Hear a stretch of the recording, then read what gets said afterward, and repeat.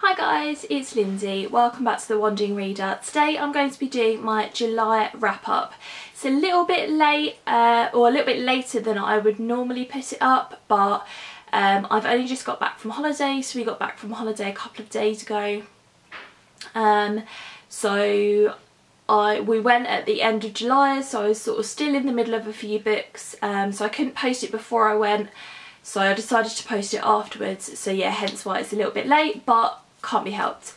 I read a total of 9 books in July, which I was really happy about. So this month I'm doing a vlog style wrap up again, so in a second you'll see a series of clips where I talk about all of the books that I read, and you'll also see towards the end of the vlog some footage of where we stayed on holiday, and so I hope you enjoy that. Yeah, so really pleased with my reading this month, so I will now insert all the clips.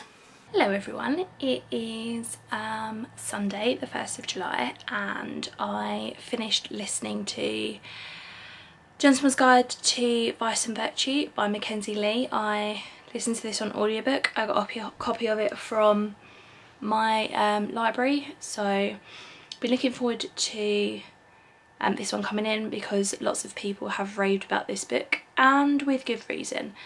So this is basically about, this follows a main character called Monty, who is going off on a tour of Europe with his best friend Percy and his sister Felicity, and they're going to Paris first and then on to Versailles and various other places, and yeah, it's about their adventures along the way. I don't want to say much more than that about the plot because I think it's a bit of a spoiler otherwise, but I like this book a lot because I felt like it dealt with some really important issues that young people should be reading about, and because it's set in the 18th century, you've got kind of like what are the beginnings of, not the beginnings, but like basically it shows younger readers the issues to do with being a woman and being black at the time, that we're still dealing with today. And I thought that was really clever. And it also, sorry, being female, being black and being gay at the time. So I thought that was really clever.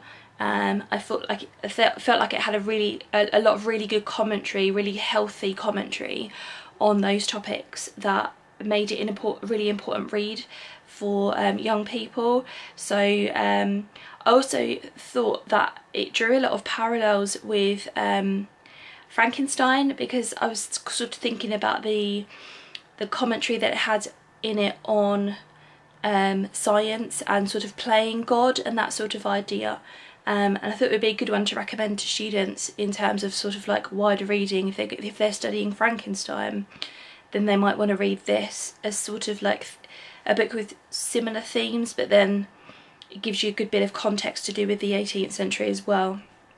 So I really enjoyed it. I gave it 5 stars. The narrator, his name was Christian Coulson, I think.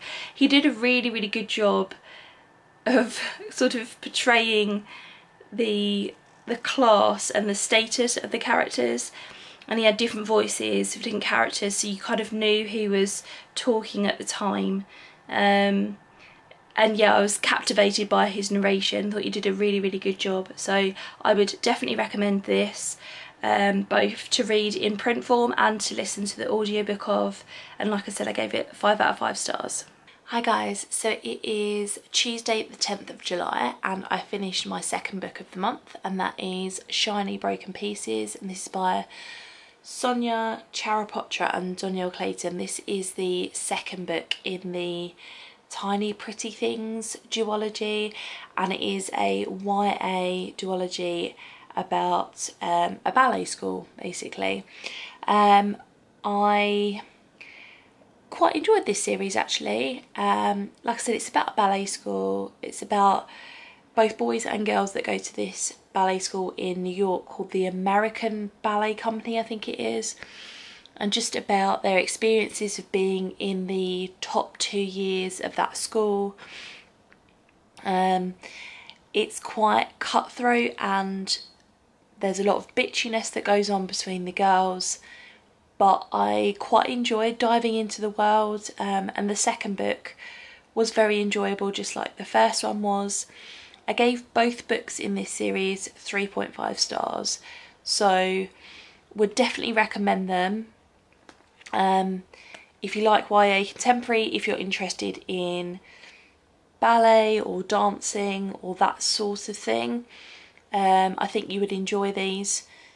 Yeah, I mean, they're nothing like really special or anything like that, but definitely really, really enjoyable.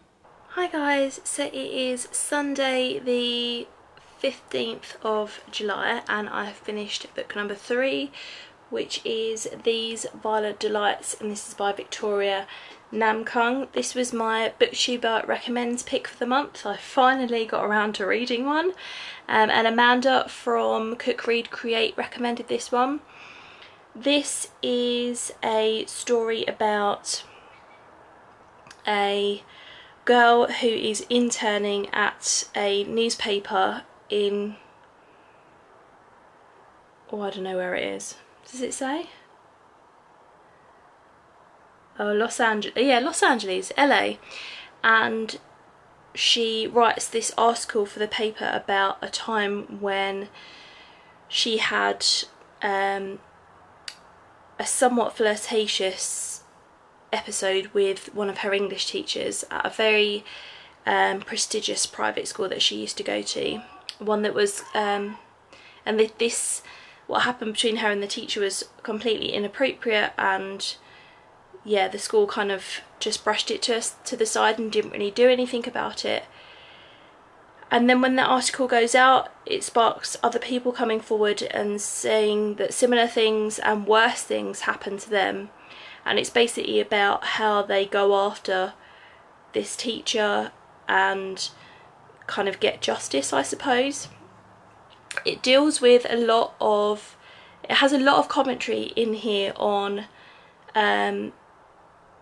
not being believed. You know, as a woman, when you say things about what's happened to you, especially if it's something to do with a man and it's something to do with some sort of sexual encounter, women aren't often believed, and their accusations are kind of thought of as silly and, oh well, that never happened kind of thing. And there's a lot of commentary on here on that kind of idea, but also on the power of social media and how everyone can have an opinion and can openly put that opinion on the internet without any thought for exactly what they're saying, who they're speaking to, what the consequences of that are going to be, how people might feel reading those comments. Because ultimately, you know, a lot of the time the internet is something to hide behind. You know, you type something in on a comment, and you know, some comment boards you don't even have to put your email address into. You've said your piece, but you've not had to identify yourself, so you're hiding behind your laptop essentially, or your phone or whatever. And I hate that kind of culture, and it deals a lot with that as well. So there's a lot of really interesting themes in here, a lot of really feminist themes in here as well, which I really appreciated. I've really enjoyed this. It's quite well written. I gave it 4 stars in the end, just because some of the dialogue felt a little bit unrealistic. It was a little bit sort of staccato, like that sort of idea. But I do think, I don't know whether this is her debut novel, I don't know, but she hasn't, I don't think she's published many things, so it'll be interesting to see what she does from here, because I do think she raised a lot of really important and relevant topics. So yeah, I just bought this just came out in paperback, so if you're looking for something with those kind of themes to it, I think this one would be a good one to pick up. Hi everyone, so it is Sunday the 22nd of July, and last night I finished The Best Man by Kristen Higgins. There should be a photo of it here. This is the first romance novel I'd read for a while, and I'd heard of Kristen Higgins before. I think Lisa from Books and Smiles has mentioned her on her channel, and a couple of other people as well, but I can't remember off the top of my head. But oh god, not the camera, sorry. But what made me finally download this on my Kindle and read it was I think it's Sarah from Not Just Romance Novels. She did a video where she talked about her favourite authors in the romance genre, and Kristen Higgins was one of them. So I figured I would check her out, and I really enjoyed this. So much so that I've downloaded the second book in the series. It's called the Blue Heron series, and I paid £3.74 for it this morning, which is really unusual. I don't normally pay more than, I would say, £1.99 for a book on my Kindle, but I was really interested in reading the second one. I can't get these from my library or anything, so I figured I would go ahead and pick it up. This is basically the story of Faith and Levi, and at the beginning of the book you learn that Faith was left at the altar. Well, not left at the altar, but basically she got to the altar and she was about to be married to somebody called Jeremy, and the wedding was stopped, and it turns out that Jeremy confesses that he's gay, and so their whole relationship has been a bit of a sham. So she spends some time, she's been away from home for a little while, and she comes home to work on a project for her family, and kind of and starts dealing with, well, she has dealt with what's happened, but yeah, kind of seeing people again and that sort of thing. And then you get this romance between her and Levi, who's Jeremy's best friend. Yeah, and it's the two of them together, and I really enjoyed it. I gave it 4.5 stars. I cried in a couple of the chapters. There were a couple of chapters where it was explaining what happened at the wedding, like in lots of detail, and then what happened to Faith afterwards, and I was, yeah, the tears were rolling down my face, and you don't really expect that from a romance novel, but she really got me on an emotional level. Sorry, there's some kids. I don't know whether you can hear that in the background, but anyway, I've got the windows open. So she really got me on an emotional level, and I really like that. There were lots of, and I remember having a conversation with my husband about this, lots of references to Faith's boobs. Like, it's told from Faith's perspective, but also Levi's perspective as well. So you get the two of them talking at different points in the novel, and when Levi's talking, especially at the beginning of the book, he makes lots of references to her great rack and stuff like that, even though she's only been back in town for like 2 minutes and he's seen her. And so I remember I had a conversation with my husband a couple of days ago, and I was like, how realistic is that for a single man to see a woman, even if he doesn't necessarily fancy her, and for the first thing for him to notice is her breasts? And he said that that was quite normal. So okay, so maybe, yeah, that's a good thing that Kristen Higgins has done. She's kind of given us the reality of what a man would be thinking at that particular moment in time. So yeah, learned a little bit something there. But yeah, and the thing that stopped me giving it 5 stars, because obviously it really got me on an emotional level and I really enjoyed the story, was, I don't know, there were a couple of instances with the writing where I just felt, oh, I don't know, like, they kept referring to sex as nookie, and I don't know, that kind of made me, I mean, I know you can use that word to describe it, obviously, but I just almost like took the romance away from it a little bit and just made it something a bit, not seedy, but I don't know, I just didn't like the use of that word, basically. Yeah, so this is the first book in a series. I think there are 5 books, and like I said, I've just downloaded the second one. And I think what we're going to do is like follow different characters within her family. Like, her family own a winery in New York State, so I think probably we're going to follow different characters. For example, she's got an older brother called Jack who appears to be single.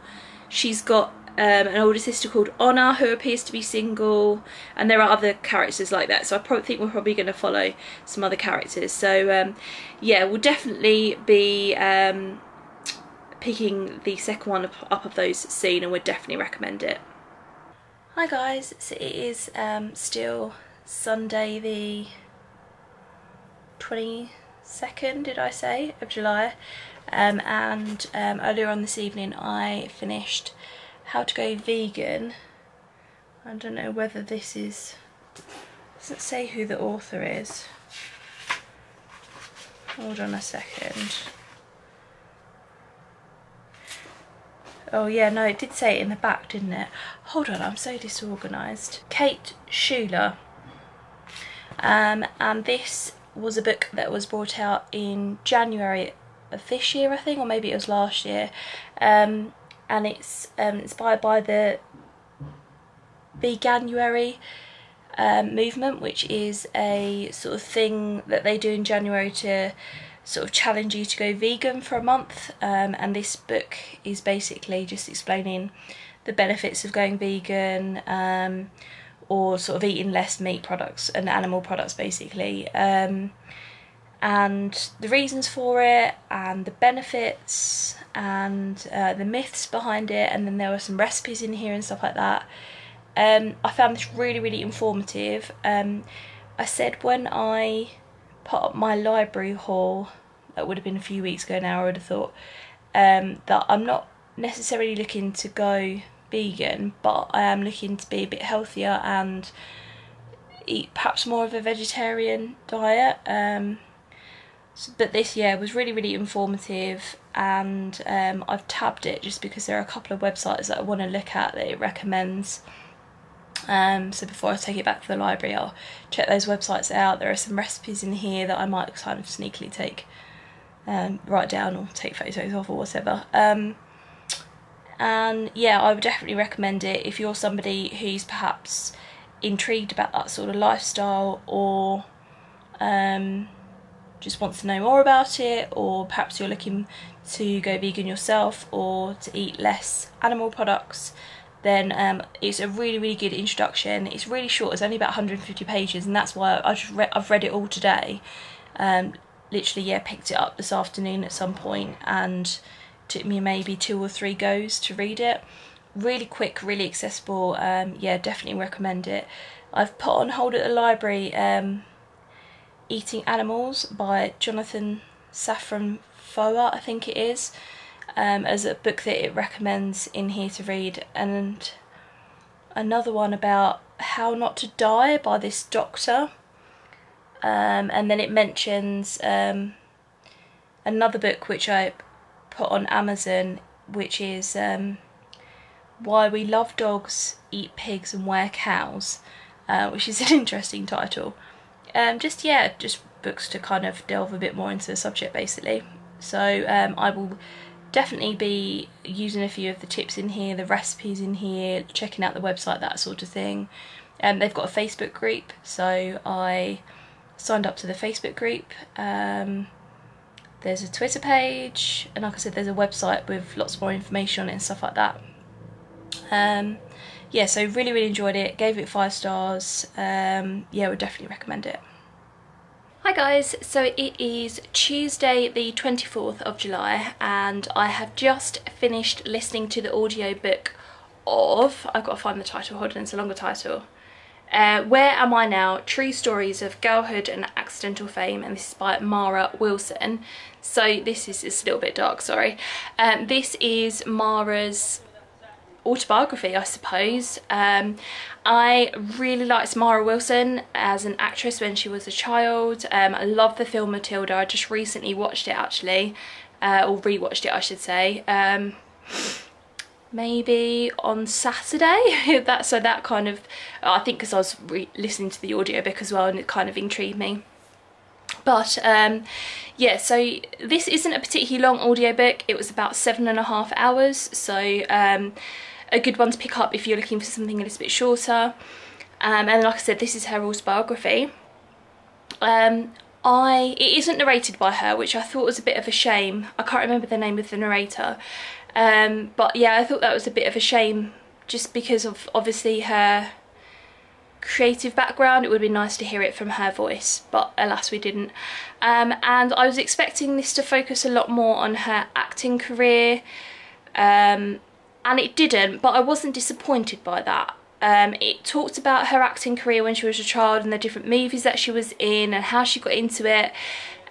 She talked about different people that she worked with, like Danny DeVito on Matilda and Robin Williams on Mrs. Doubtfire. And in fact there's a chapter later on where she talks about Robin Williams dying, and sort of there's like I think she basically includes a blog post that she wrote just after his death. So that was really interesting and really sad as well. And then, but she talked about other things to do with her life, like she talked about her mother dying when she was a child of cancer and how she dealt with that. She talks about being diagnosed with OCD. She talked about breaking out of child acting, you know, why she made the decision to leave, and then what she did with herself later in life basically. And just found it really interesting listening to all of the details about her life. Some of the bits that weren't about acting were less interesting than others, but I still really enjoyed listening to it. I thought the narrator did a really good job and I liked her voice. I've talked before on my channel about how with some audiobooks I just can't listen to them just because the voice is just not for me. And actually I don't think I've mentioned it, but I DNF'd the audiobook for Queen of Hearts. There were 2 narrators on that, and the narrator that was doing the voice of the main character, so she was on there the most. It was so annoying, and in the end I had to stop reading it. So I've put that on my wish list to get the physical book of it, just because I think I will like it. And Lisa from Books and Smiles has talked about that book and said that she really enjoyed it, so I think I will like it. I just think the audiobook wasn't for me basically. But yeah, really enjoyed it, would definitely recommend it. I think the audiobook is really good as well. I would imagine that the print copy has some pictures in it and stuff like that. So I don't know, you might get some extras with the print copy, but I do really recommend the audiobook, and I gave that one 4 stars. Hi guys, so it is Thursday the 26th of July, and last night I finished Cress by Marissa Meyer. This is the 3rd book in the Lunar Chronicles series. Really enjoyed it. Obviously I can't say much about the plot. These are retellings of fairy tales. So you have Cinderella, Scarlet, Little Red Riding Hood. Cress is Rapunzel, and then the 4th book is Winter, and that's Snow White. But they are sci-fi retellings, and they obviously all go together in the same series. So really fun, fast-paced, great characters. Yeah, really action-packed, and I really like this series. So I've only got Winter left to go, which is great. I've been trying to kind of get through some of my series as well, so really enjoyed this, and I gave it 4 stars. Hi guys, so it is Sunday the 29th of July and we have arrived in Cyprus. So yeah, we arrived yesterday, but obviously I didn't film yesterday because we didn't get here until like 10 o'clock or something like that, and then we had to go and get something to eat, and it was all a little bit late.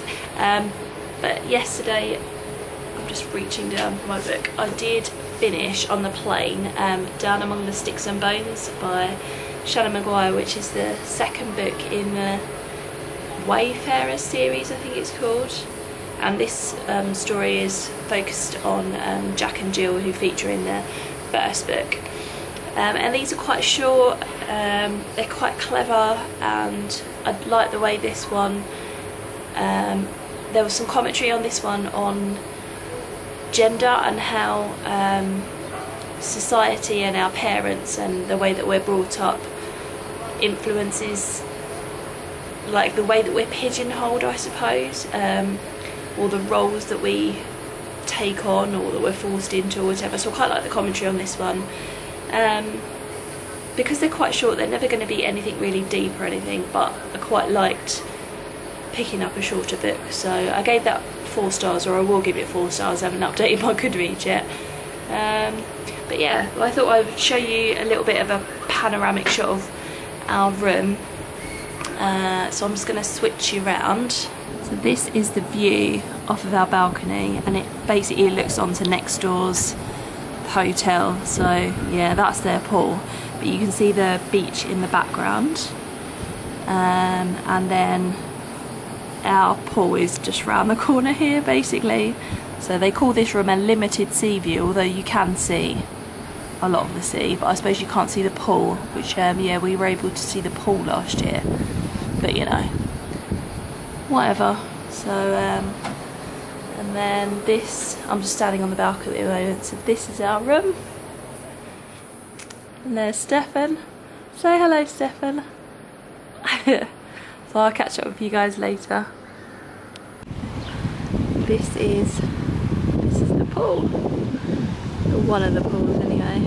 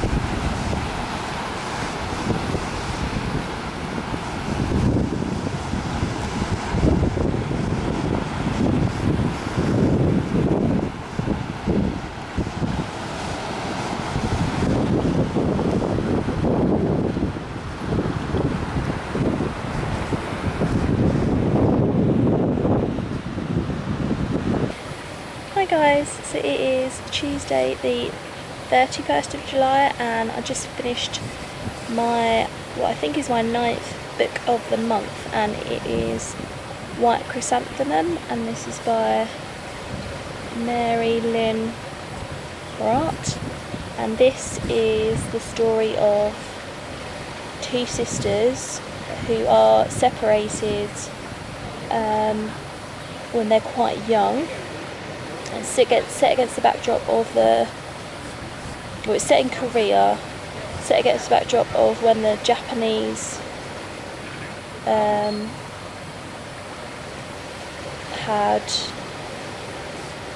I can't find my words, when the Japanese had invaded Korea and sort of taken it over, and yeah, one of the sisters, Hannah, is taken by a Japanese soldier, and what happens to her is just completely heartbreaking. This is not an easy book to read, and it's really, really brutal at times, but it was so well written. You could tell the author had done her research and that she was really passionate about these characters. It's told from the two sisters' perspectives, but you get Hannah, the girl who was taken when in sort of 1943, and then you get Emmy, the sister that was left behind, talking, I think it's in 2013 or something like that, modern day basically. Yeah, I thought it was absolutely fantastic. I would definitely recommend it.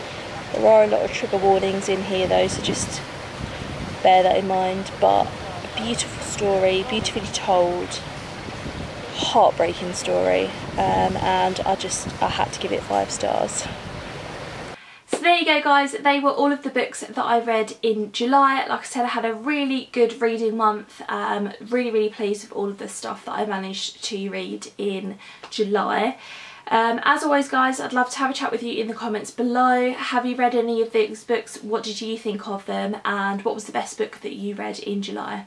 Thanks very much for watching, and I'll see you in my next video. Bye.